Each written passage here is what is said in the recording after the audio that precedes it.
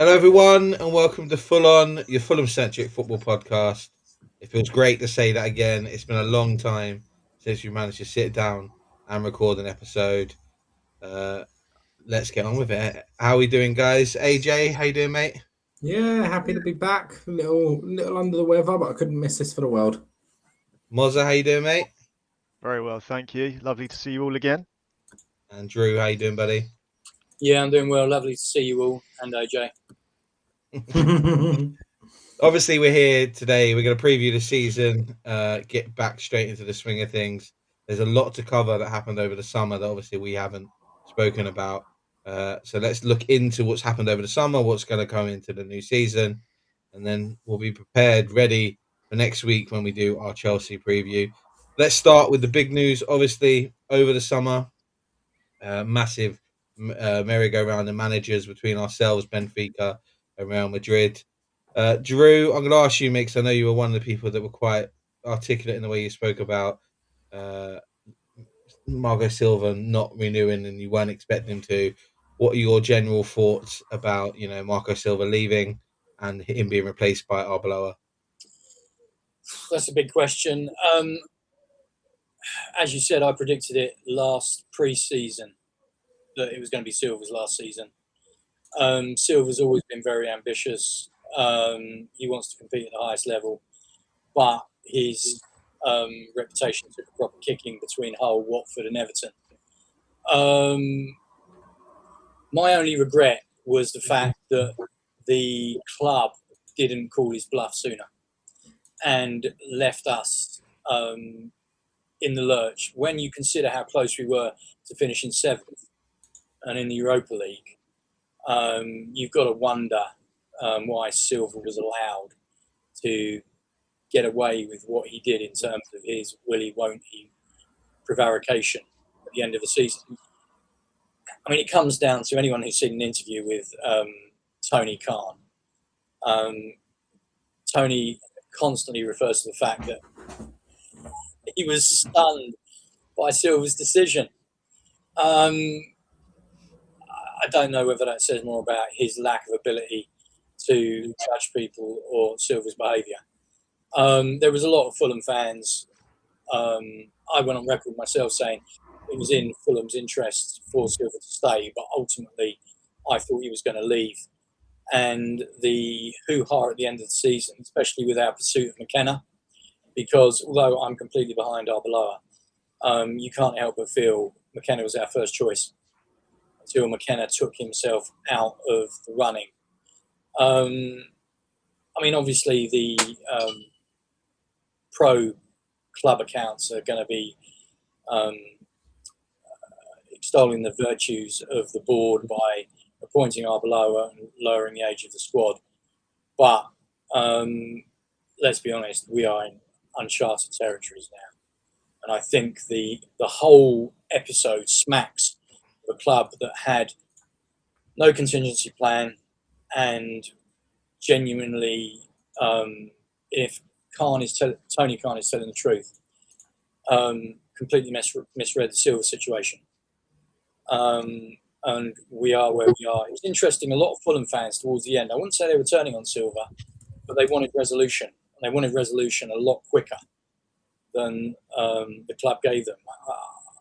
I strongly suspect if the club had told Silva to put up or shut up, Ash, do you remember when he was first offered the contract? Pre-Christmas, wasn't it? Yeah.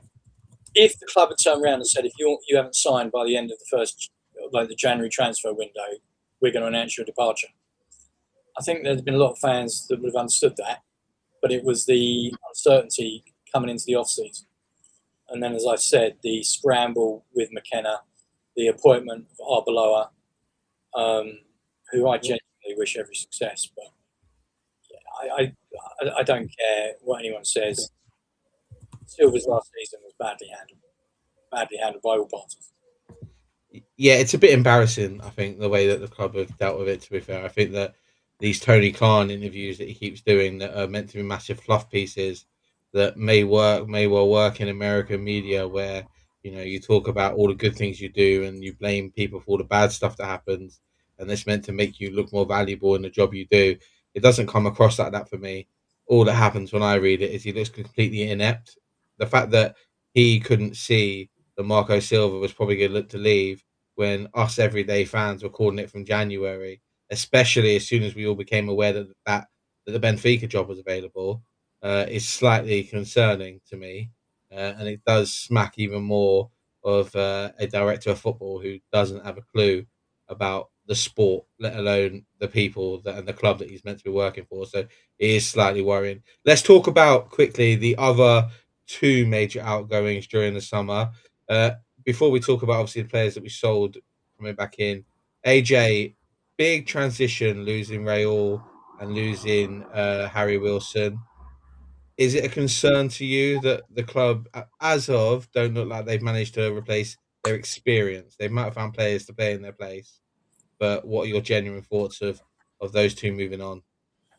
I don't think the club were looking to replace their experience. I think that's the ultimate thing in the way we've approached this transfer window, in that we're recruiting young and lowering both the net salaries of the club and the age of the club. One of the biggest concerns going into the January transfer window is how old our average squad age was, and that's clearly being addressed by Fulham at the moment.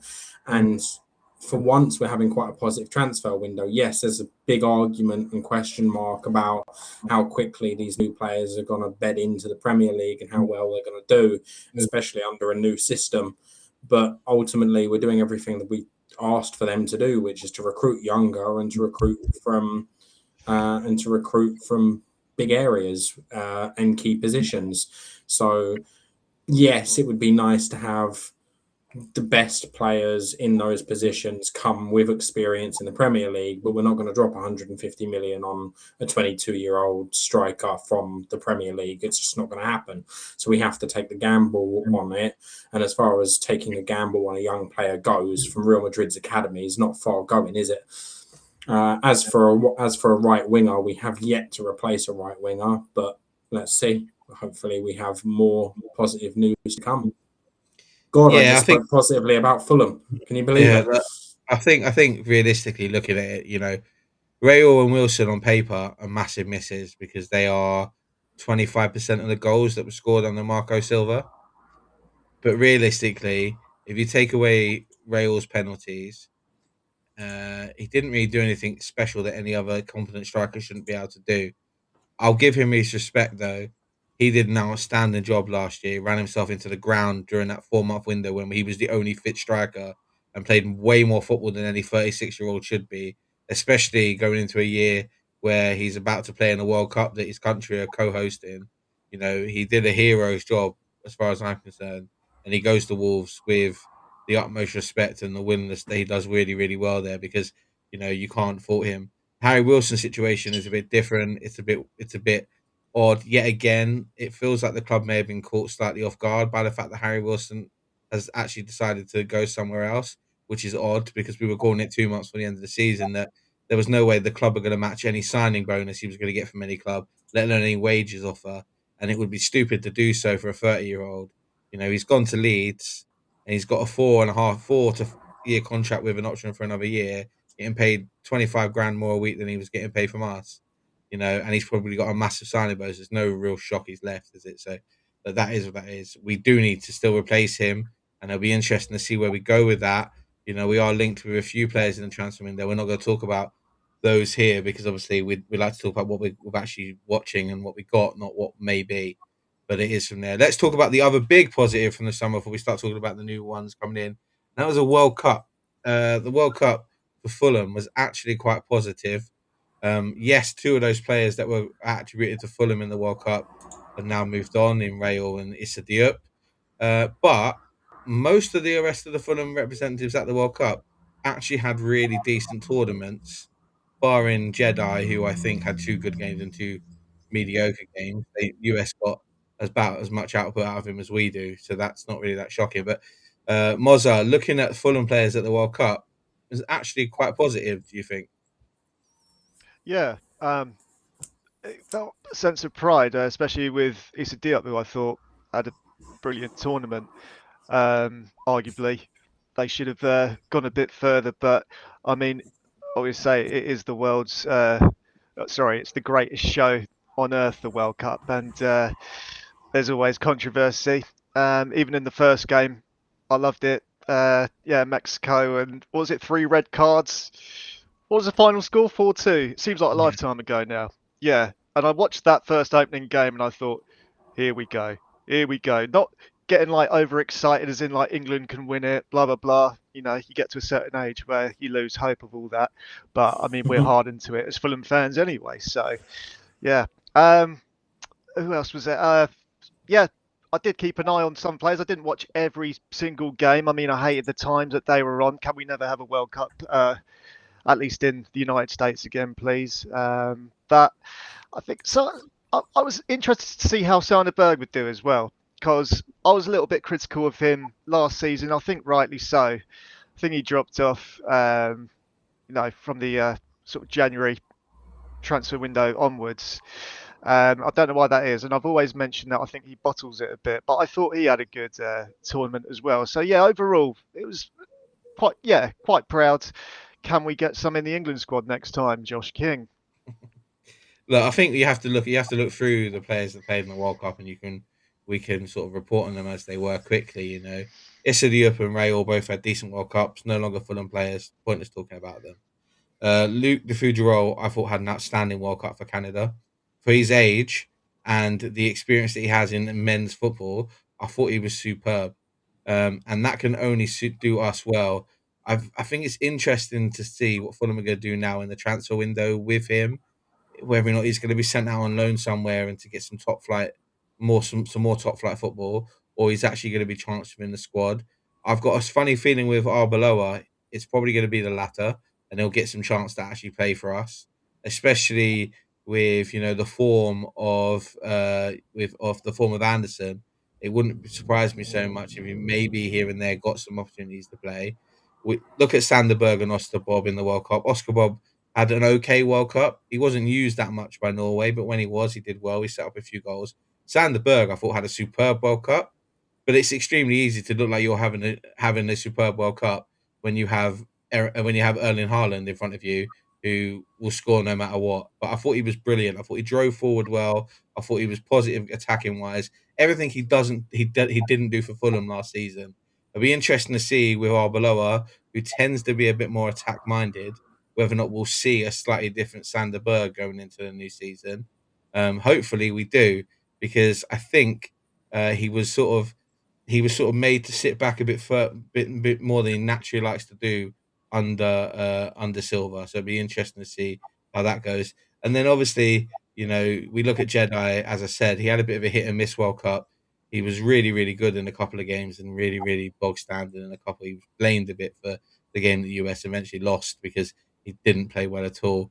We know he's still got this injury problem. We know he's still got problems there, but it is what it is from there. Let's move on. Let's talk about what we got coming up this season. Let's talk about positives. Arbeloa's come in. Ultimately, I think it was Drew I was having a conversation with when he was heavily linked with Fulham before he signed in. That the thing I was looking forward to was the fact that he does have an emphasis on youth. We have one of the best youth academies in the country, and we just waste the talent that we have from it because we just never give them the opportunities. In his short time at Real Madrid, he proved that he doesn't mind dropping big name players for young players if they're showing a bit more fight and determination. And that's not a bad thing. It's not a bad thing. He may have been ridicule for doing it at Real Madrid because when you've got a £300 million striker on the bench and you're dropping him to play a 21-year-old, you can understand that. But at Fulham, we need that, especially the type of club we need to be, where we are developing players to either sell on or because they're cheaper to keep in the long haul. That's exactly what we need, and I think we've seen that so far in the transfer window. Drew, we've had the two guys come in from Real Madrid. We had KSA join us permanently from Bayern Munich, which a move that I'm personally very happy with. I know we didn't get a lot of first team action with Fulham last year, but I think people forget he's still only 18, and he's probably going to play under 21s football and the first team football and be in between this year. Thinking about it, but overall, as a transfer window so far, including Shea Charles joining this week, how do you feel that we've done in the transfer window, bringing in younger players that look like they could be good for future assets for Fulham? Fulham fans, myself included, have been calling for a long time to reduce the age of the squad. Indeed, I mean, I've gone on social media and said I was quite convinced that the average age of the squad being as high as it was had something to do with our second half of the season swoons. You've already covered the point about Raul running into the ground, but he was being run into the ground by Silva.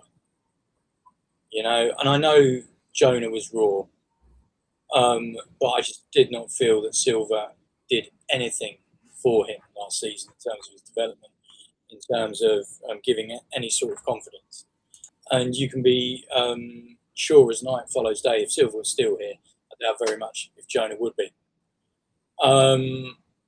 He gives us something in terms of a profile that until Gonzalez joined, we didn't have. I would have liked to have seen him last season, if for no other reason than poor Raul was just running on fumes at some point. The concerns expressed amongst the Fulham fan base about the players that have come in is that we seem to be going at the moment for revolution rather than evolution. It seems to be quite a significant change, but let's be honest, Fulham fans are never going to be happy. You know, there's too much change, there's not enough change. I mean, what do you want? I mean, we do. One thing that I will say, and I'm not, everyone that knows me knows I'm not a Tony Khan defender, but I do feel that Silva was blocking a squad rebuild because he would not either sanction or want to buy any younger players. It's interesting that clearly Arbeloa, with his links to Madrid, because let's be honest, those Madrid boys are only here because of him. Yeah, they're probably only on Fulham's radar because of him. So he's clearly got something out of Tony Khan in terms of these are the players I want. I'm pleased with Jonah. Like I've already said, the Real Madrid boys know nothing about them, but I am excited to see Shay Charles. We've been heavily linked with for some time. Very pleased about him. The overall question I've got though is timing. We can really move when we need to. So what has been the problem with previous transfer windows? That's what I don't understand. Now, I don't understand whether that was due to Silva, but then I think back to the Jokanovic era when we first came up, Ash. What did we get? 6 players in the last week? Mm-hmm. Yeah. So I'm not entirely sure. But at the moment, I'm not going to criticise the club for the transfer business they've done. They seem to be backing Arbeloa. I think the point you make about Luke in the World Cup is well made. I'd like to see him give him some minutes at centre back. My concerns are actually wingers and fullbacks. But I'm not entirely sure Jedi is going to be with us after the transfer window closes. Tete is absolutely fantastic. He's made a class, and Timmy's not going to last the whole season. But at this moment in time, bear in mind the window isn't closed. I'm not going to criticise the club. They're backing Arbeloa. I mean, one thing's for sure.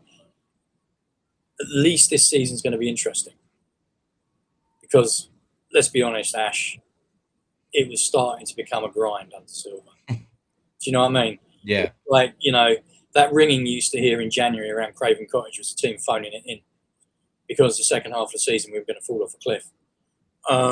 So, yeah, I mean, fair play. I don't know. Like I say, I'm not quite sure about the timing of the transfers. It does make you wonder why we took so long previously. Yeah, I mean, I know a few of our American cousins who support Fulham have a suspicion that Tony Khan's constantly trying to prove he's the smartest guy in the room, which we haven't got a great reputation when it comes to negotiating because we do go back and forth. But yeah, fair play to them at the moment. At least they're back in the manager. Yeah, I agree. You know, one of the things that I've seen here is that Fulham have brought in 4 players that he seems to be keen on. Shay Charles, maybe not. Maybe doesn't know too much about him, and you can't really complain if he doesn't. But those of us who've watched a little bit of the Championship last season or the FA Cup would have seen Shay Charles play for Southampton. Every game he played really well. You know, he's highly thought of internationally for Northern Ireland. I think he's 22 years old. He's 30 caps and he's 6th as captain. You know, that's an impressive stat. And Northern Ireland are not an easy nation to captain. They tend to want experience, quality to do that. So that says an awful lot about him as a person. You know, you look at positions and where we're signing people, it is needed. There is some concern. I think you're right, especially in the wing back positions. You know, tonight we're recording this the night that Fulham are playing Malaga, and Jedi's being pulled out of the team 2 minutes before the game is due to kick off because he's injured himself again. We don't know the extent of that. We'll find out in the next couple of days. You know, we'll talk about that on Full on 5 if you watch our daily news bulletins as soon as we know more. But you know, that's a concern because he's probably one of the more reliable of the 3 permanent wing backs we have, and even his injury problems are starting to get really out of hand. We're starting to get to the point where it's a concern for me if your fittest wing back is Ryan Sessegnon because he's got injury concerns too, and he's always injured too. So it is a worry for me. Timmy Castagna was brilliant the last 2 months of the season last year, and he had a great World Cup for Belgium, but it's an awful lot of pressure to put on him because he doesn't last the season either. And you know, it's a concern to me. I think realistically for Fulham, and I'll get your guys' opinion in a minute, we need a new goalkeeper. I've made my points on Bernd Leno clear many, many times. We either need one who's going to come in and replace him, or we need someone to come in who's going to actually genuinely push him to be at his best or get dropped. We need a right back and we need a left back. I want to see, you know, Cess maybe being pushed slightly further up the pitch. We are a bit lucky that I know that we only have one technical right winger that Kevin can play on both wings.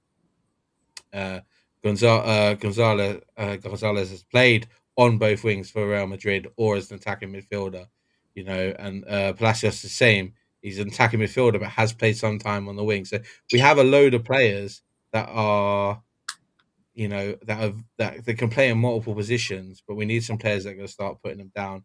We were linked. I saw today. I know we don't want to talk too much about linked players, but we were linked with Juan Bissaka today. But now it looks like he might be going to Villa. That would have been a good signing for Fulham. But we need to start moving quickly. It's positive that we're moving quicker in the transfer market this summer than we have done probably under the Khans ever.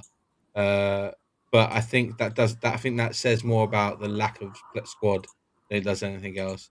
AJ, talking about squad and talking about the age and the fact we've managed to more than half our age in signing 3 players or 4 players and getting rid of a couple.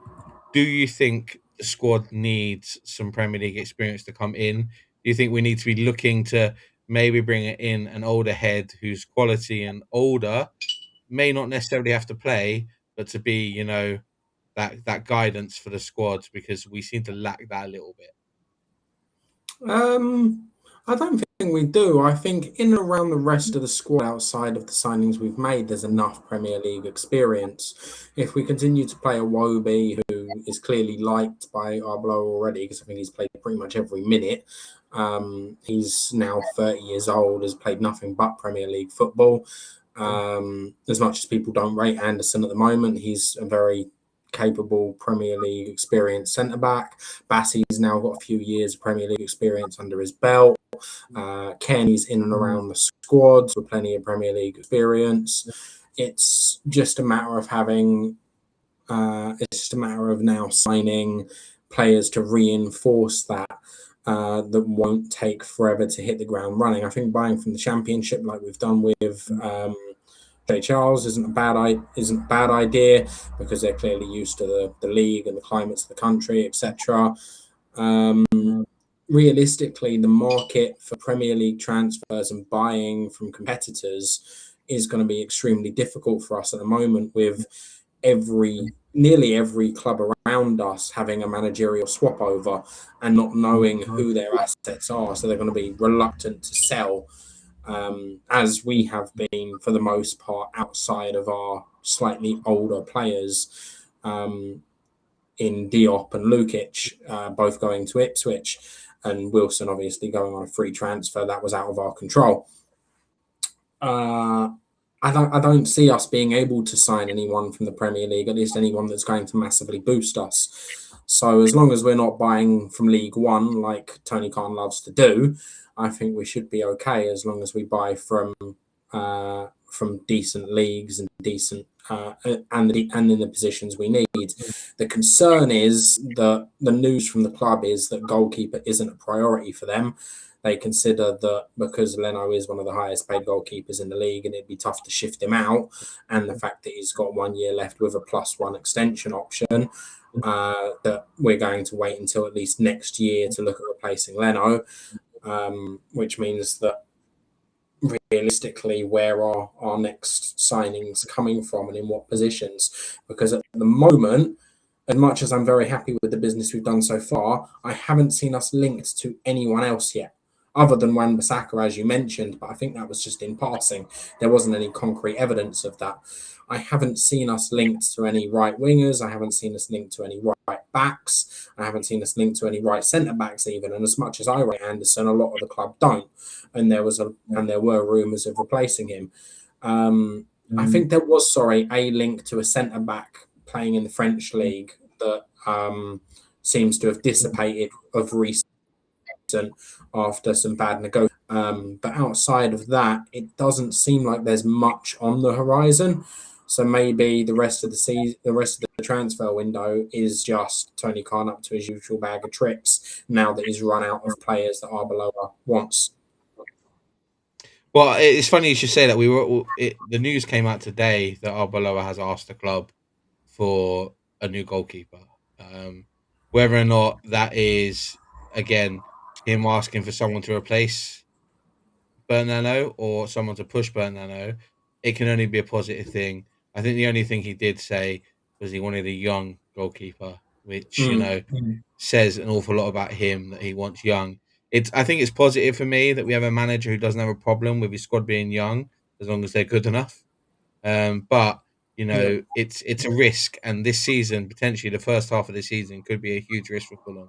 And I think we sit in a really weird situation where, come January, we could be pushing for Champions League or we could be dead bottom in the league, and I won't be shocked either way. And it's funny that because we just don't fully know what we're going to see from the squad. I think it's going to be exciting.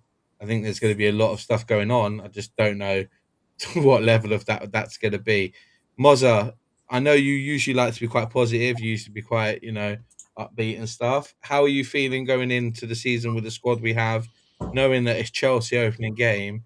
If we were going into the game this weekend, would you be happy with how the squad is? Would you be positive with how it is, or would you want slightly more? I'd be happier if it was actually being played on a weekend and not a Monday night.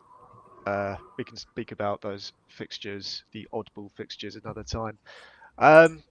As the squad is, I mean, it's part of being a Fulham fan, isn't it? Where hope for the best, expect the worst.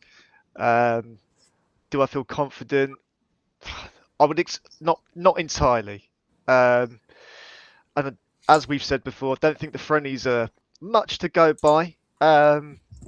It's always difficult to predict. And I'm going to sound like every other square that says, oh, it's a new manager. Yeah, we'll obviously get behind him, but we've just got to see what happens. I think we do need to strengthen the squad with a few more players. Who they are, I could not tell you right now. But I'm glad you brought up the goalkeeper situation. I think Leno might be past it. The defence always seems to be a problem in my 3 decades of support for Fulham. I just think I can't put my finger on it. I can't put my finger on it why it always seems so weak there. And I haven't got stats in front of me or anything like that, but I always feel like when I watch Fulham and we have a bad game or when we've conceded goals, there's this run-in. It's almost like a run-in joke where the defence has let us down most of the time. Of course, not all the time. So yeah, it does worry me. That's all I can say really. Am I confident about playing Chelsea? No. Have I seen miracles? Yes.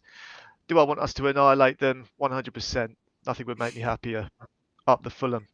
All right, cool. We're obviously here to preview the season. That's why we're talking about what's happened over the summer. I'm going to ask you all for some predictions. Usually, we end these match previews where we give a player to watch and a scoreline prediction. But we're going to end this one by talking about a player to watch for the season, someone that you guys personally are quite interested to see how they're going to do this year. And I want a prediction of where we're going to finish in the league. I know that's easier said than done, especially when you haven't seen us play. But I just want to get a gauge on how positive you're actually feeling right now. AJ, I'll start with you, mate. Can I get your player to watch for the season and your prediction of where we'll finish this season? Yeah, my player to watch is Ryan Sessegnon. He's constant in his approach, and he seems to be given a lot more opportunity to attack the box from the preseason games, and it's exciting to watch. So I think he's going to have a really, really good season under Arbeloa. As for the predictions for the season, I think we come 10th, maybe, with a quarter-final in one of the domestic cups. Good shout. Good shout. Drew, how about yourself, mate? Your player to watch this season and finishing position, please. This is tough because the rumour is we talk about right wingers that Arbeloa quite like Zappa. I'm not saying he's going to have a Sessegnon-like impact when he bursts through, but we now got a manager that's going to try youth. But with that in mind, I would very much like to see what he does with Josh King, because Josh is an immense talent. And although he was rotating pretty much with ESR last season, I just feel Josh has got a more positive and robust disposition. So I will go with Josh, because I think Arbeloa may well give him more time and more chances to shine than Silva did. Where we're going to finish. Look, Ash, I mean, you hit the nail on the head. We're challenging for Champions League place, or it's all gone south quicker than you can say, what was that? It's so difficult because I don't know how quickly the new players are going to adjust. I want to be optimistic because I love the club and I want them to do well, but if they crack the top 10, they've had a great season. Realistically, mate, I can't give you because I don't know. I mean, I'd say anywhere from 8th to 17th, quite frankly. That's and I'm not trying to obfuscate or prevaricate or get out and give you a definitive answer. It's just I genuinely don't know.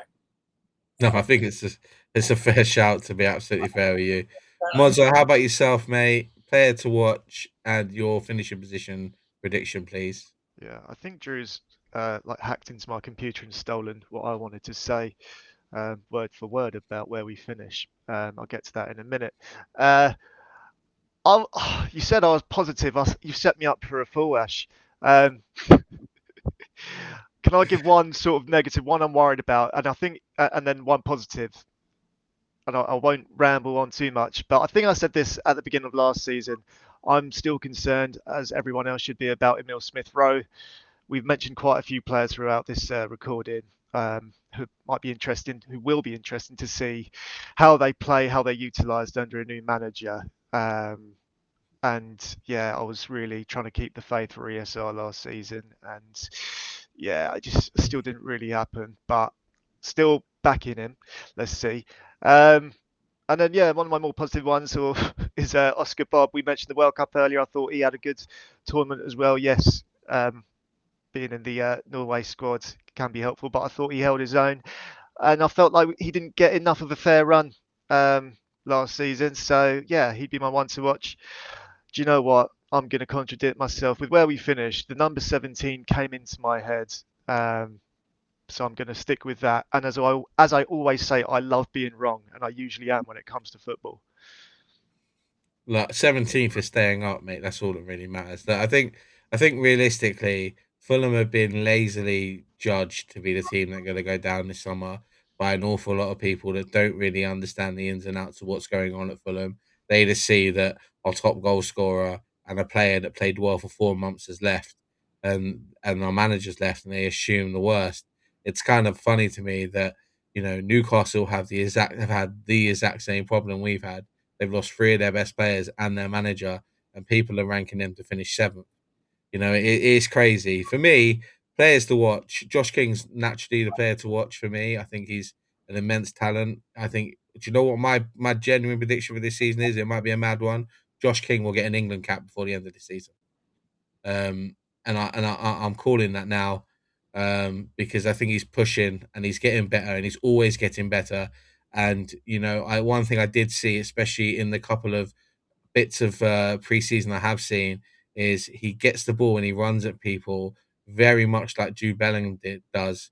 And wouldn't surprise me if he's maybe had a few conversations with him while he was on that England camp and picked up a few things, because it wouldn't surprise me. Other players to watch, Kevin is a player to watch for me. His season last year was really beaten up by the leg break, right? And I think he's going to be diverse enough on both wings that he'll probably get used a lot. But the player to actually watch is going to be Gonzalez, because he is an outstanding striker, right? And he was picked above Mbappe for 7 games for Real Madrid last year. Yes, by our manager that we currently have, but there's a reason for that, and it's attitude and it's appetite. And in one of those games, he scored the perfect hat trick. So it's one of those things, right, that he's going to be one to watch, and he's going to either be an absolute revelation, and we're going to be fighting people off trying to buy him for 100 million in January, or he's going to be Steve Marley part 2. Like, it's simple as that, really, with him, isn't it? Players to watch in a negative point of view for me is Bernd Leno, because I am bored of saying beat at the near post again, beat from distance again. I'm bored of saying it, and I don't think that's changed. And I haven't seen what's going on in the Malaga game so far, but I've seen a couple of comments that from people saying it's probably to blame for the goal that they've scored. So it's one of those things. The other player to watch, probably for me, in a positive way, so I want to end positive talking about that, is actually Luke de Fugero. I want to see him getting some game time for Fulham. I want to see a Bassi Figueroa's partnership in defence come into play. My prediction for finishing the season, I've already said it. We could be Champions League. We could be getting relegated.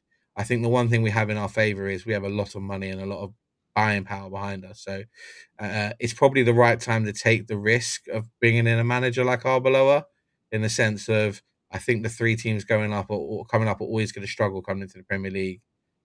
It's just the nature of the league, right? And we probably have the firepower that if it is going wrong by January, we can change manager and buy some players to change that. And we're lucky because of that. That's what having 4 or 5 years in the Premier League does to you. But I want to be positive. I want to say that Arbeloa is actually going to be a good appointment for Fulham, mainly because we're going to get to January and we're not going to be on a beach, and we're not going to have players that are 36 and no power in their legs. So it's one of those things that I'm actually going to predict that we finish 9th. But that's a positive thing for me. There may be Europe, there may not be Europe, but I'm going to say 9th because I want to be positive.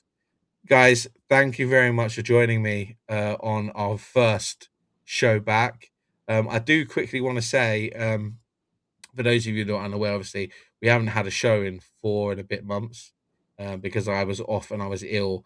I want to say thank you to everyone who sent me get well messages, everyone who sent me voice notes, everyone who sent me tweets, whatever, to get better. I was really unwell, and I'm actually quite lucky to still be here. So I'm actually very happy to be able to be here and to make these shows again. I want to thank everyone who sent me messages for that. Because of that, I'm going to try to be very positive going into this season because, I want to be positive because of it. So we'll see you guys next Friday for our season opener preview for the Chelsea game. We're then going to be made very busy thanks to Sky, and probably have to do a couple of double headers going into the Wimbledon game and reviewing that Chelsea game, which is lovely. So thanks, Sky, for messing that up already. But we're going to be positive. Keep on watching Full-on in 5, our daily news show, which is we release on YouTube, on X, and on TikTok. Keep supporting the show. Come and follow us on YouTube if you haven't. Subscribe to the channel. Not really much to say other than let's hope for a positive season. Let's get behind the boys, get behind Arbeloa, and hope that Fulham can push up the table and prove definitely a few people wrong with how bad they think we're going to do this year. Come on, you Whites.